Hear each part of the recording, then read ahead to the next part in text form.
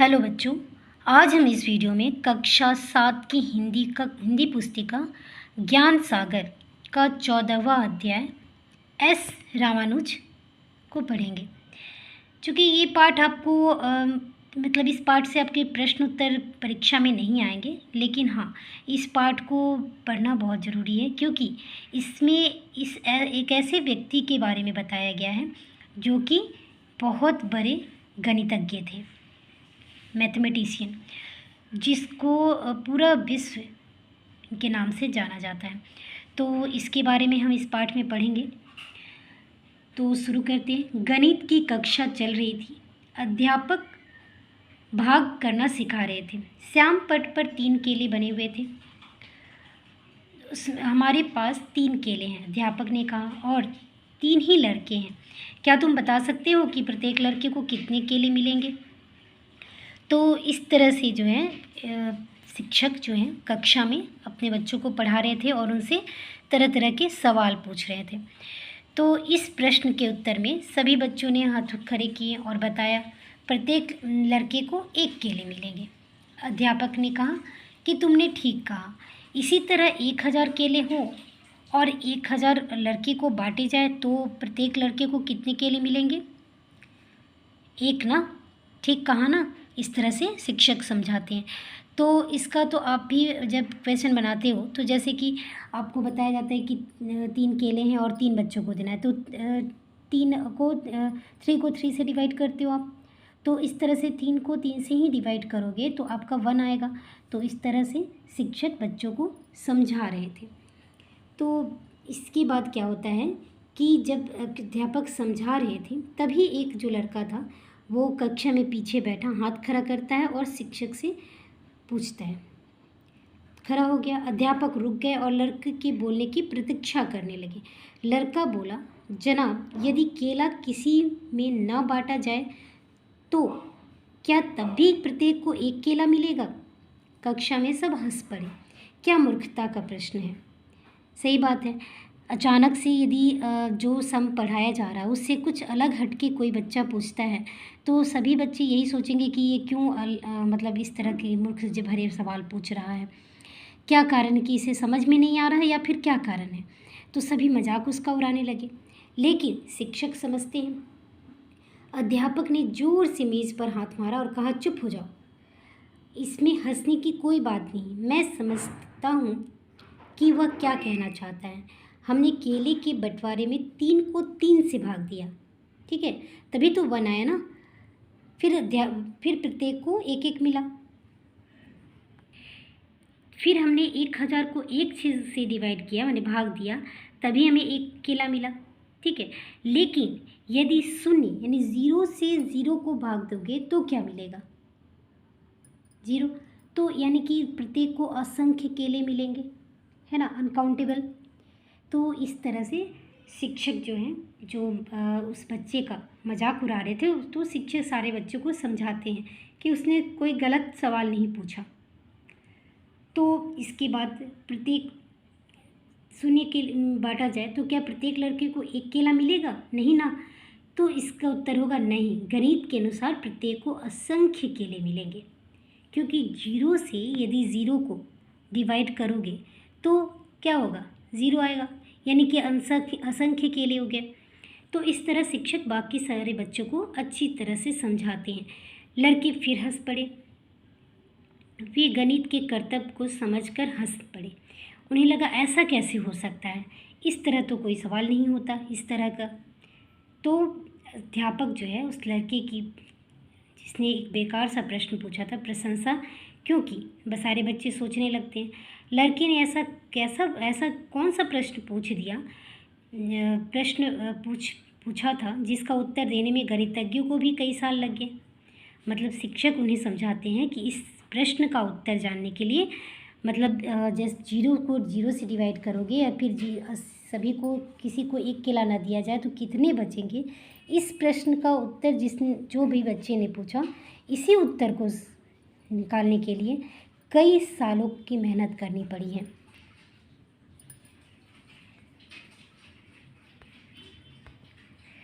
तो रामानुज का अब शिक्षक समझाते हैं। कुछ गणितज्ञों का कहना था कि शून्य को शून्य से भाग देने पर शून्य आता है, लेकिन अन्य कहते थे कि यह एक होता है। जिस लड़के ने यह उलझन भरा प्रश्न पूछा था उसका नाम था श्रीनिवास रामानुज। अपने पूरे जीवन में, चाहे अपने जन्म स्थान में रहे या फिर विदेश में, वे सदा गणित के अध्यापकों से आगे रहते थे। मतलब इतने गणित में एक्सपर्ट थे, कितने तेज़ थे विद्यार्थी कि अपने शिक्षक से ये 2 कदम आगे ही रहते थे हमेशा। तो इस तरह से शिक्षक उन्हें समझाते हैं। रामानुज का जन्म तमिलनाडु के इरोद नामक स्थान पर 22 दिसंबर 1887 को हुआ था। उनके पिता कपड़े की एक दुकान में मुनीम थे। बचपन से ही स्पष्ट था कि रामानुज का एक विलक्षण प्रतिभा के धनी है। वरिष्ठ छात्र उनसे गणित के प्रश्न हल करवाते और छोटे से मकान में आते थे। 13 वर्ष की आयु में रामानुज एक कॉलेज लाइब्रेरी से लोनी की त्रिकोणमिति यानी ट्रिग्नोमेट्री की पुस्तक ले आए।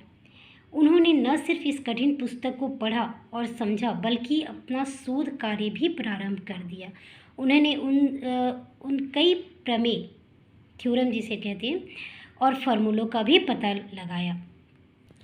तो इसी बात से आप अंदाज़ा लगा सकते हो कितने तेज विद्यार्थी, कितने मेधावी विद्यार्थी थे श्री रामानुज। तो इस तरह से वो किसी भी प्रश्न को इतनी बार वो उस पर मतलब सर्च करते थे, इतनी बार करते, नए तरीके से बनाते थे कि एक माने जिसे करने में किसी को सोचना पड़े, वो छोटे होते हुए बड़े बड़े क्लास के बच्चों के सारे प्रश्नों को हल कर देते थे। तो एक समय की बात है कि सबसे महत्वपूर्ण बात 2 वर्ष बाद हुई, जब उनके एक वरिष्ठ मित्र ने उन्हें जॉर्ज सुब्रिज कार की synopsis of elementary results in pure and applied mathematics दिखाई। 15 वर्ष के लड़के के लिए यह शीर्षक ही डरा देने वाला होना चाहिए था, मगर रामानुज इसे पाकर बहुत प्रसन्न हुए। वे पुस्तक को घर ले आए और उसमें दिए प्रश्नों को सुलझाने लगे। इस पुस्तक में उनकी गणित की प्रतिभा को प्रेरित किया। गणित के बारे में उनके मस्तिष्क में इस तेज़ी से विचार आने लगे कि उन सबको लिखना भी कठिन हो गया था। प्रश्नों को खुले पन्नों पर या स्लेट पर करते और परिणाम नोटबुक में लिखते। विदेश जाने पर से पहले उन्होंने 3 नोटबुक भर डाली, जो बाद में रामानुज की फ्रेड नोटबुक के नाम से प्रसिद्ध हुई। आजकल भी गणित उनका अध्ययन कर रहे हैं, जिससे उसमें परिणामों को प्रमाणित या उनका खंडन कर सके। तो इतने वो मेधावी छात्र थे गणित के विषय में, और उनमें अद्भुत सी शक्ति थी, और उनमें जो उनका ज्ञान जो था सबसे अलग था। यद्यपि 10वीं की परीक्षा में रामानुज गणित में प्रथम श्रेणी से पास हुए और उन्हें सुब्रमण्यम छात्रवृत्ति भी मिली, लेकिन कॉलेज में आर्ट्स प्रथम वर्ष में ही 2 बार असफल हुए, क्योंकि उन्होंने इतिहास, अंग्रेजी और शरीर विज्ञान पर ध्यान नहीं दिया था। उनके पिता की बड़ी निराशा हुई और उन्होंने देखा कि रामानुज सारा समय संख्याएं लिखते रहते हैं और कुछ नहीं करते। उन्होंने सोचा कि रामानुज पागल हो गया है। उनका पागलपन हटाने के लिए उन्होंने ज़बरदस्ती बेटे का विवाह कर दिया। उनकी पत्नी के रूप में 8 वर्ष की बालिका जानकी को चुना। अब रामानुज नौकरी की फिराक में लगे रहे। उन्हें केवल रोटी के लिए ही रुपया नहीं चाहिए था, गणित के प्रश्न हल करने के लिए भी कागज़ों के लिए पैसे चाहिए थे, क्योंकि इतनी वो मतलब गणित में उनका ध्यान था कि वो हर समय असंख्य पेजों को भरकर गणित की प्रैक्टिस करते रहते थे। और ये सब देख के उनके पिता को परेशानी होती थी कि ये किसी विषय में मन नहीं लगाता, सिर्फ गणित में इतना क्या असंख्य संख्याएं लिखता रहता है दिन भर। तो इसके लिए उन्होंने शादी करा दी, लेकिन फिर भी उन्हें वही किताब कॉपी और गणित के विषयों पर बहुत ही ज़्यादा ध्यान हुआ। कभी कभी भी इसी कागज़ पर क्या करते थे कि एक कागज़ पर लिख के फिर उससे क्या था दूसरे कागज़ डार्क कलर से लिखते रहते थे।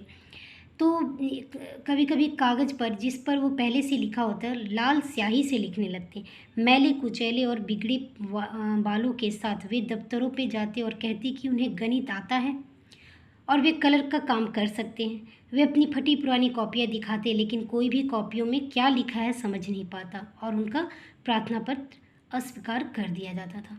मतलब उन्हें तो पैसों की ज़रूरत थी, इसके लिए वो नौकरी के लिए गए, लेकिन इतने ज्ञानी होने के बाद, इतने एक्सपर्ट होने के बाद मैथ्स विषय में, फिर भी उनकी जो लिखावट थी, एक ही पन्ने पर लिखने की जो आदत थी कि हर पन्ने पे अलग अलग रंग से लिख के वो पेज भरते रहते थे, तो उससे देखकर कोई भी समझ नहीं पाता था कि वे इतना जानते होंगे, और उन्हें कहीं नौकरी पर नहीं रखा गया। सौभाग्य से उन्हें एक बार ऐसा व्यक्ति मिला जो उनकी नोटबुक पर का बड़ा प्रभावित हुआ। वह व्यक्ति मद्रास के पोर्ट ट्रस्ट का निर्देशक फ्रांसिस स्प्रिंग था। उसने इनके लिपि के पद पर 25 रुपये प्रति माह के वेतन पर रख लिया। उसके बाद कुछ अध्यापक और शिक्षा शास्त्री भी रामानुज के काम में दिलचस्पी लेने लगे और उन्होंने इन्हें शोध छात्रवृत्ति दिलाने का प्रयास किया। 1 मई 1913 को चेन्नई विश्वविद्यालय में ने रामानुज को 75 रुपये की छात्रवृत्ति दे दी, यद्यपि उनके पास कोई डिग्री नहीं थी। डिग्री के ना होने के बावजूद उनकी जो त्रिबल प्रवृत्ति थी, मैथ में जितने वो तेज़ थे, छोटे क्लास में रख के बड़े बड़े क्लास के बच्चों के सारे प्रश्नों को हल कर देते थे, उन सारी चीज़ों को देखकर उन्हें छात्रवृत्ति प्रदान की गई, जबकि उनके पास कोई डिग्री नहीं थी। कुछ महीने पहले रामानुज ने कैम्ब्रिज के प्रसिद्ध गणितज्ञ G.H. हार्डी को पत्र लिखा था, जिसमें उन्होंने 120 प्रमेय और फॉर्मूले भेजे थे। पत्र में उस किस्म के समीकरणों के बारे में रामानुज के अनुभव भी थे जिन्हें मॉड्यूलर कहते हैं। पीयरी डेलनी ने हाल में ही उनके अनुभव को प्रमाणित कर दिया है।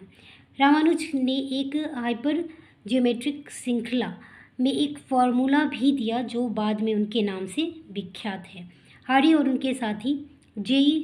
लिटिलवुड ने यह जानने में ज़्यादा देर नहीं लगी कि रामानुज गणित में दुर्लभ प्रतिभावान हैं, अर्थात कि वे इतने हैं जो कि बहुत ढूंढने से भी नहीं मिले। इनके जैसा तेज जो है वो बहुत कहीं ढूंढने से नहीं मिलेगा। इस तरह के उन लोगों ने इनका पता लगा लिया। उन्होंने रामानुज के कैम्ब्रिज विश्वविद्यालय आने और ठहरने का प्रतिबंध कर दिया और वे 17 मई 1914 को पानी के जहाज़ द्वारा ब्रिटेन के लिए रवाना हुए। कैम्ब्रिज में रामानुज ने अपने आप को अजनबी पाया। कड़ी सर्दी सहना कठिन था और वे ब्राह्मण और शाकाहारी होने के कारण अपना भोजन स्वयं पकाते थे। फिर भी दृढ़ निश्चयी होकर वे गणित में अपने शोध कार्य करते रहे। हार्डी और लिटिलवुड की संगीत में वे अपनी कठिनाइयों को भूल जाते थे। रामानुज अंकों से ऐसे खेलते थे जैसे बच्चा कभी खिलौने से खेलता था है। यह उनकी शुद्ध प्रतिभा ही थी जो उनके गणित की उस सच्चाई पर पहुंचा देती थी। उन्हें प्रमाणित करना भी विज्ञान में जरूरी है और वह कार्य उन्होंने अपने से कम प्रतिभाशाली लोगों पर छोड़ दिया। जब रामानुज अपना शोध कार्य कर रहे थे तब इस बीमारी का इलाज नहीं था, उन्हें भीतर से ख़त्म कर रहा था। रामानुज को वापस भारत भेज दिया गया। जब वे जहाज़ से उतरे तो उनके मित्रों ने भी उन्हें पीला, थका हुआ और कमज़ोर पाया। अपनी बीमारी के दर्द को भूलने के लिए वे मृत्यु निकट होने पर भी अंकों से खेल खेलते रहे। 26 अप्रैल 1920 को चेपिट चेन्नई में उनकी मृत्यु हो गई।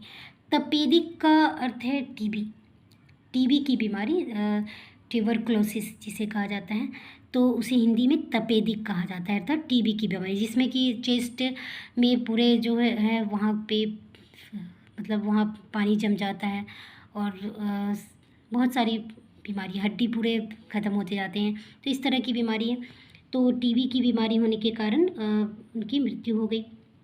लेकिन अंत समय तक वे क्या थे, गणित के खेल के माहिर खिलाड़ी थे। गणितज्ञ होने के साथ साथ रामानुज प्रसिद्ध ज्योतिषी और अच्छे वक्ता भी थे। वह भगवान, शून्य, अनंत जैसे विषयों पर भाषण देते थे। तो इस तरह से वे अच्छे गणितज्ञ तो थे ही, लेकिन एक ज्योतिषी भी थे, जो कि शून्य पर, अनंत पर, ये सब पे बहुत अच्छे भाषण दिया करते थे। तो इस तरह से इस पाठ में एस रामानुज, श्रीनिवास रामानुज का जीवन के बारे में इस पाठ में बताया गया है कि वो बचपन से लेकर कैसे उन्होंने अपने लक्ष्य को प्राप्त किया और किस विषय में कैसे गणित की पकड़ अच्छी थी। इन सब बातों के बारे में बताया गया है कि वो कैसे गणितज्ञ के नाम से जाने जाने लगे। तो इस तरह से इस पार्ट का ये एक्सप्लेनेशन समाप्त होता है। इस पार्ट को भले ही आपको क्वेश्चन आंसर ना आए, लेकिन इस पार्ट को जानने से आपको ये तो पता चलेगा कि किसी गणितज्ञ के नाम से जाना जाता है और वे कहाँ के रहने वाले थे, उनका बचपन कैसे बीता और उन्होंने इस सफलता को, जो गणितज्ञ प्राप्त बने, तो इस सफलता को प्राप्त करने के लिए उन्होंने कैसा संघर्ष किया और कैसे अपने लक्ष्य को प्राप्त करने के लिए उस पर अडिग रूप से उस पर प्रयास करते रहें और अंत में सफल भी हुए, जिसे पूरा देश गणितज्ञ के नाम से जाना जाता है। तो इस पाठ का एक्सप्लेनेशन ही समाप्त होता है। धन्यवाद।